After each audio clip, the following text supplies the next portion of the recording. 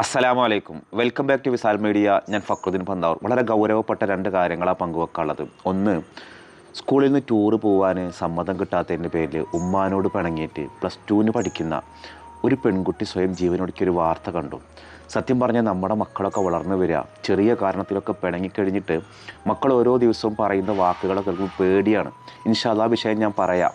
ഒരു +2 പഠിക്കുന്ന ഒരു പെൺകുട്ടി, 17 വയസ്സുള്ളൊരു പെൺകുട്ടി എന്തോ ഉമ്മാനോട് വഴക്കിട്ടത്. അതിൽ ടൂറ് മാത്രമല്ല പ്രശ്നം, വേറെ എന്തോ സ്കൂളിൽ കുറച്ച് ദിവസം പോവാതിരുന്ന് ആരും ടൂറ് പോകാൻ സമ്മതിക്കാത്തതിൻ്റെ പേരിൽ പിണക്കുണ്ടായി. പിന്നെ സ്കൂളിൽ പോകണില്ല, അതിന് ചീത്ത അറിഞ്ഞ് ആ ചീത്ത പറഞ്ഞതൊക്കെയാണ് മരണത്തിന് കാരണം എന്നൊക്കെയാണ് പറഞ്ഞു വെക്കുന്നത്. ഇൻഷാ നമുക്കത് പറയാം.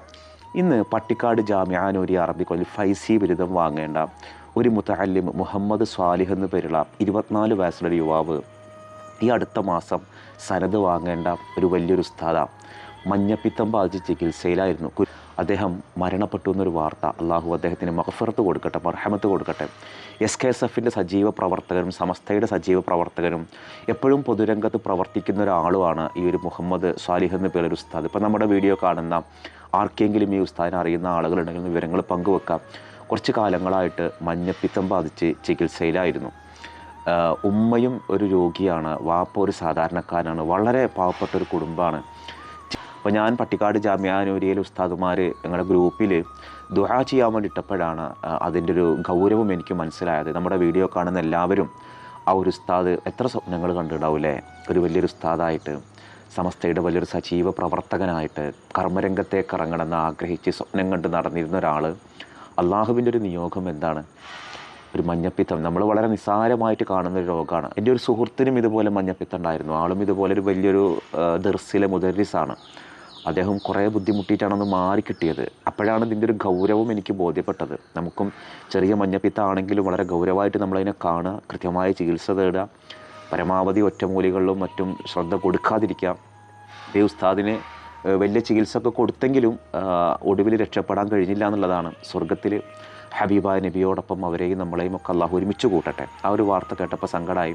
അപ്പോൾ നമ്മുടെ വീഡിയോ കാണുന്ന ആർക്കെങ്കിലും ഈ ഒരു മുഹമ്മദ് സ്വാലിഹ് എന്ന പേരുള്ള ഉസ്താദിനെ കുറിച്ചിട്ട് അറിയുന്ന ആളുകളുണ്ടെങ്കിൽ ഒന്ന് വിവരങ്ങൾ കമൻറ്റ് ചെയ്യണം. അദ്ദേഹം കഴിഞ്ഞ തവണയൊക്കെ സമസ്തയുടെ ഫണ്ട് പിരിവിനൊക്കെ ആയിട്ട് സജീവമായിട്ട് പൊതുരംഗത്ത് ഇറങ്ങിയിരുന്ന ഒരാളാണ്. അദ്ദേഹം അടുത്ത വർഷം സനത് വാങ്ങേണ്ട ഒരു ഫൈസി ബിരുദം വാങ്ങേണ്ട ഒരാളായിരുന്നു എന്നുള്ളതാണ്. അള്ളാഹു അദ്ദേഹത്തിന് കൊടുത്തൊരായുസ് 24 വർഷത്തെ ആയുസാണ്. ഹബീബായ നബിയോടൊപ്പം ജന്നാത്തുൽ ഫിർദൗസിൽ നമ്മളെയും അവരെയും ഒക്കെ അള്ളാഹു ഒരുമിപ്പിക്കട്ടെ. അപ്പോൾ നമ്മളെല്ലാവരും ദുആ ചെയ്യാം. കൂട്ടത്തിൽ ഈ ടൂറ് പോയിട്ടൊരു സംഭവം ഞാൻ പറഞ്ഞത്, ഒരു പെൺകുട്ടി 17 വയസ്സ് +2 പഠിക്കുന്ന ഒരു പെൺകുട്ടി വീട്ടിൽ നിന്ന് ഉമ്മാനോട് പിണങ്ങിയിട്ട് പിന്നെ ആ വീട്ടുകാർ കാണുന്നത് ജീവനൊടുക്കിയ നിലയിലാണ്. പെൺകുട്ടികൾ വളർന്നു വലുതാവുമ്പോൾ ചെറിയ കാര്യങ്ങൾക്കൊക്കെ വഴക്കിടുക. എന്താ ഒരു പരിഹാര മാർഗ്ഗം ഉള്ളത്? ഒന്നാമതായിട്ട് ഉമ്മമാർക്ക് വലിയൊരു റോളുണ്ട്. ഞാനൊരു അനുഭവം ഞാൻ പറയാം, ഒരു പെൺകുട്ടിയുടെ അനുഭവം. ആ പെൺകുട്ടി പഠിക്കാൻ നല്ല മിടുക്കിയായ ഒരു പെൺകുട്ടിയായിരുന്നു. പഠനത്തിലൊക്കെ വളരെ പിന്നിലായി. അങ്ങനെ പിന്നിലായ സമയത്ത് ഇവളുടെ ഒരു ഫ്രണ്ട്, ഒരു ആൺകുട്ടി, കൂടെ പഠിക്കുന്ന ഒരു ആൺകുട്ടി ഇവളെ കാണാൻ വേണ്ടി വീട്ടിലേക്ക് വന്നു. വീട്ടിലേക്ക് വന്നൊരു സമയത്ത് ഉമ്മാക്ക് ഒരിക്കലും അത് ഉൾക്കൊള്ളാൻ പറ്റിയില്ല. കാരണം കൂടെ പഠിക്കുന്ന ഒരു ആൺകുട്ടി എന്തൊരു നോട്ട് വാങ്ങാൻ വേണ്ടിയിട്ട് വീട്ടിലേക്ക് വന്നതാണ്. ഉമ്മ ഈ വന്ന ക്ലാസ്സിൽ പഠിക്കുന്ന ഒരു ചെക്കനെ ഇൻസൾട്ട് ചെയ്തിട്ടാണ് പറഞ്ഞയച്ചത്. നീ എന്തിനാ അങ്ങോട്ട് വന്നത് എന്ന് പരോക്ഷമായിട്ട് പറഞ്ഞിട്ട് അത് ഈ പെൺകുട്ടിക്ക് ഇഷ്ടമായില്ല. പെൺകുട്ടി ഉമ്മാനോട് ഭയങ്കര അതിന് മുൻപ് ആ പെൺകുട്ടി ഒരിക്കലും ഉമ്മാനോട് അങ്ങനെ കയർത്ത് സംസാരിച്ചിട്ടില്ല. ഉമ്മ ഭയന്നു പോയി. തൻ്റെ മകള് 9ാം ക്ലാസ്സിൽ പഠിക്കുന്നൊരു മകള് ഈ രീതിയിൽ ബിഹേവ് ചെയ്യുക എന്ന് പറഞ്ഞപ്പോൾ അത് ആ ഉമ്മാക്ക് ഒരിക്കലും സഹിക്കാനില്ല. ആ ഉമ്മ വേഗം ഗൾഫിലുള്ള വാപ്പാക്ക് വിളിച്ചു. വാപ്പാക്ക് വിളിച്ചിട്ട് ഇങ്ങനെ പറഞ്ഞു, മകൾക്ക് എന്തോ സ്വഭാവ വൈകല്യമുണ്ട്, അവളെ ഒരു നോട്ട്സ് വാങ്ങാൻ വേണ്ടിയിട്ട് ഒരു ആൺകുട്ടി വീട്ടിൽ വന്നു. അപ്പോൾ ഞാൻ ചോദിച്ചു, പൊന്നു മോനെ എന്തിനാണ് നീ ഇങ്ങനെ പെൺകുട്ടികളെ വീട്ടിലേക്ക് നോട്ട്സ് വാങ്ങാൻ വരണം? എന്തിനാ അങ്ങനെ നോട്ട്സ് ഉണ്ടെങ്കിൽ നീ എന്തിനാ പെൺകുട്ടികളെ നോട്ട്സ് വാങ്ങണം? നിനക്ക് ആൺകുട്ടികളെ കിട്ടൂലേ, ടീച്ചർക്ക് കിട്ടൂലേ? നിനക്കും ക്ലാസ്സിലൊക്കെ ഒരേപോലെ തന്നെയല്ലേ ക്ലാസ് എടുത്തത്? അപ്പോൾ നീ എന്തിനാ ഇവളെ വീട്ടിലേക്ക്? ഇത് പറഞ്ഞയച്ചു. ഇത് ഇവള് കേട്ടു. ഇവന് ആയിക്കോട്ടെ ഉമ്മ എന്ന് പറഞ്ഞിട്ട് ഇവൻ ഇറങ്ങി പോവുകയും ചെയ്തു. ഇവൾക്കത് സഹിക്കാൻ പറ്റില്ല. ഇപ്പോൾ ഈ ഉമ്മ പറയണത് അവളുടെ സ്വഭാവം വെടക്കായിട്ടുണ്ട്, അവൾക്ക് എപ്പോഴും എപ്പോഴും ഇവൾ ഫോണുമ്മലാണ്. ഉമ്മ ചോദിച്ചാൽ പറയും കൂട്ടുകാരിയാണ്, അതാണ് മറുപടി. അപ്പോൾ ഉമ്മമാരും പെൺകുട്ടികളും തമ്മിലാണ് എപ്പോഴും വഴക്കുണ്ടാവുക. ഈ വഴക്കിന് ഒരു പരിഹാരം ശരിക്കും ആലോചിച്ചാൽ ഒരു ലെക്ചറിങ് സ്റ്റൈലാണ് നമ്മൾ എടുക്കുന്നത്. അതായത് നമ്മളെ മക്കളങ്ങനെ ഉപദേശങ്ങൾ കൂടുതലാണ്. മക്കളെ നമ്മൾ അധികം ഉപദേശിക്കാതെ അവരോടൊപ്പം നിൽക്കുന്നൊരു സമീപനം ഉമ്മമാരെടുത്തു കഴിഞ്ഞാൽ അതൊരു പരിഹാരമാണ്. രാവിലെ സ്കൂളിലേക്ക് പോകാൻ നേരത്ത് കുട്ടികളുടെ ബാഗിൽ തലേ ദിവസം കൊണ്ടുപോയ ഫുഡിൻ്റെ പാത്രം ഉണ്ടാവും. അത് നമ്മൾ കൊണ്ടുവെക്കാതിരുന്ന് നമ്മൾ എന്തൊക്കെ പറയാമെന്നറിയോ? അശ്രീകരം പിടിച്ചത്, ഇത്രയും നേരം തരും സ്വന്തം കാര്യം നോക്കാനായില്ല, പാത്രം കൊടുന്ന ചൂട്, സിങ്കിൽ കൊടുത്ത കാര്യങ്ങൾ. ഇങ്ങനെ രാവിലെ തുടങ്ങി ഒരു കുട്ടി മദ്രസ വിട്ട് വന്നു കഴിഞ്ഞാൽ, മദ്രസയിൽ പോകാത്തൊരു കുട്ടിയാണെങ്കിൽ രാവിലെ തുടങ്ങും ഉമ്മാർ വഴക്ക്. ഈ വീഡിയോ കാണുന്ന ഉമ്മാരൊന്നും നിങ്ങൾ ശരിക്കും ആലോചിച്ച് നോക്കുക. നിങ്ങളുടെ മക്കളോട് സ്നേഹത്തോടെ എപ്പോഴാണ് സംസാരിക്കുക? ഉമ്മമാർക്ക് ഒരുപാട് സ്ട്രെസ് ഉണ്ട്, എനിക്കറിയാം. ഈ വീഡിയോ കാണുമ്പോൾ ഉമ്മാർക്ക് എന്നോട് ദേഷ്യമൊന്നുമില്ല, മാഷിത് കാര്യം അറിയാതെ സംസാരിക്കണത്, അടുക്കളയിൽ പണി, ഭർത്താവിൻ്റെ കാര്യം നോക്കണം, അമ്മായിമ്മയുടെ കാര്യം, അതിലിടക്ക് മക്കളെ പറഞ്ഞേക്കണം, ചെറിയ കുട്ടികളെ നോക്കാണ്ട്, ഇതൊക്കെ ശരി തന്നെയാണ്, ഇതൊക്കെ നമ്മൾ ചെയ്യേണ്ട കാര്യങ്ങൾ തന്നെയാണ്. പക്ഷേ ഇതൊന്നും മക്കൾക്ക് ഇതൊന്നും അറിയണ്ട. ഇത് കാരണമാണ് എൻ്റെ ഉമ്മ എന്നോട് ഇങ്ങനെ പെരുമാറുന്നത് എന്ന് മക്കളറിയില്ല. മക്കൾക്ക് നോക്കാനുള്ളത് എന്താണ്, ഉമ്മ എന്നോട് എന്തുകൊണ്ടാണ് ഇങ്ങനെ ആയത്. അപ്പോൾ രാവിലെ തുടങ്ങുന്ന അങ്കാണ്. അപ്പോൾ കുട്ടി രാവിലെ ചായ കുടിക്കാൻ വേണ്ടിയിട്ട് നിൽക്കുന്ന സമയത്ത് ചായ കുടിക്കാനായാലും ഓളി യൂണിഫോം മാറ്റുന്നു, അപ്പം കുട്ടി സ്കൂളിൽ പോകാൻ വേണ്ടിയിട്ട് കുളിക്കുന്നു. ചില മക്കൾ കുളിക്കുകയില്ല, മേലൊന്നാകെ വെള്ളം വീത്തിയിട്ട് വരുള്ളൂ, പിന്നെ സ്കൂൾ വിട്ട് വന്നിട്ട് തല കഴുകുള്ളൂ. അപ്പോൾ എല്ലാ കാര്യങ്ങളും ചെയ്യുമ്പോഴും നമ്മൾ നമ്മുടെ മക്കളെ വഴക്ക് പറയുന്നുണ്ടോ നോക്കുക. നമ്മൾ ഉപയോഗിക്കുന്നൊരു ലാംഗ്വേജ് കമാൻഡിങ് ആണോ? നമ്മളെപ്പോഴും ഒരു ചെരുപ്പിട്ട് നടന്നാൽ, അല്ലെങ്കിൽ വീട്ടിൻ്റെ ഉള്ളിൽ ഇങ്ങനെ രാവിലെ തുടങ്ങി സ്കൂളിലേക്ക് പോകുന്ന സമയത്തൊക്കെ നമ്മളെ കുട്ടികളോട് ചായ കുടിക്കാത്തതിന് മുതൽ വഴക്കാണോ നോക്കുക. അപ്പോൾ ഈ കുട്ടിക്ക് ഒരു സന്തോഷം എന്നുള്ളത് ഈ മാതാവിൽ നിന്ന് കിട്ടുന്നില്ല.